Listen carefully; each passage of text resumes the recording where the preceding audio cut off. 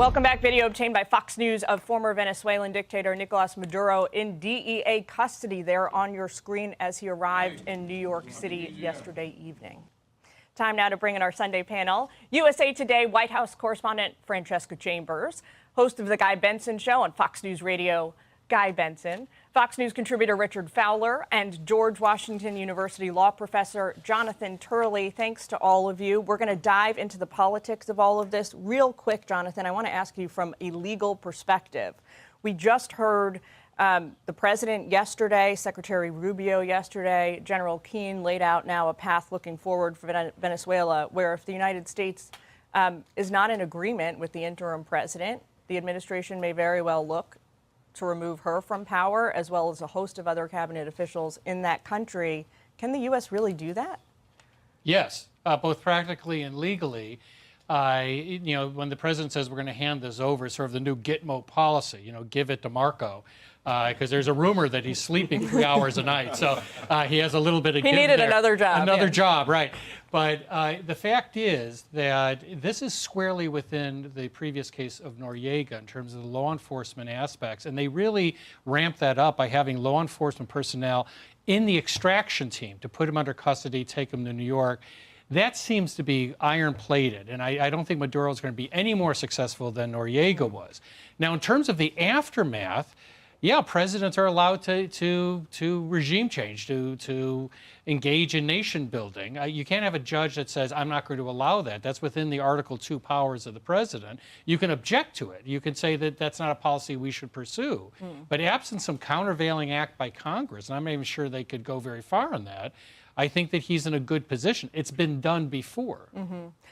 Guy, here's Rep. Alexandria Ocasio-Cortez on X yesterday. She writes, "This is not about the drugs. If it was, Trump wouldn't have pardoned one of the largest narco traffickers in the world last month. It's about oil and regime change. And they need a trial now to pretend that it isn't, especially to distract from Epstein and skyrocketing healthcare costs." That is a zinger. What do you say? That's a pitiful response. You should talk to the people of Venezuela or the Venezuelans in New York, with the diaspora of Venezuelans celebrating all across the world. With the fall of this regime, Maduro was never the president of that country. He's an illegitimate, or was an illegitimate dictator. And I look forward to the day, hopefully soon, that the Venezuelans will have self-determination.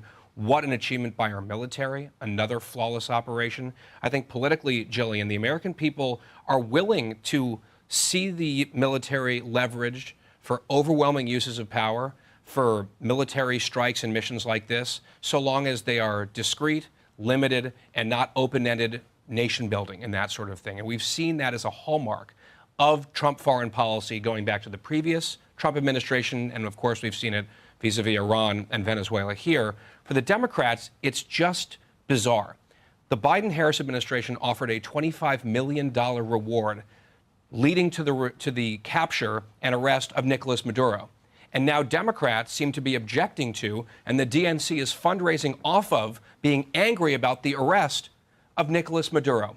It is completely incoherent and unserious as usual. We have that email from Ken Martin at the DNC, if we can put it up on our screen for our viewers. Richard, is this whole Venezuela operation, as AOC says, just a distraction from the Epstein files and the healthcare cliff that Republicans face when they come back? I wouldn't go that far, but what I will say, where I agree with Guy, is that, the American people do like swift, accurate military actions. What they don't like is the ideal of nation building. And so I think the question, what Trump sort of left open yesterday in his press conference, is America will run Venezuela, right? And the last time we heard that, while we know this is not Iraq or Afghanistan, was we heard George Bush say they'll greet us as liberators and the oil will pay for it. And we now know both of those statements are not true. So the question for the Trump administration is, how do you do this in a world in which the American people were around for that and they don't want that again? On top of that, did you hear any answers yesterday? No, did not hear any answers on that. And I think the other thing here too is when you think about now this enters our court. Now I think if this was another Justice Department, I would say this is a slam dunk, and I would agree with Jonathan Turley.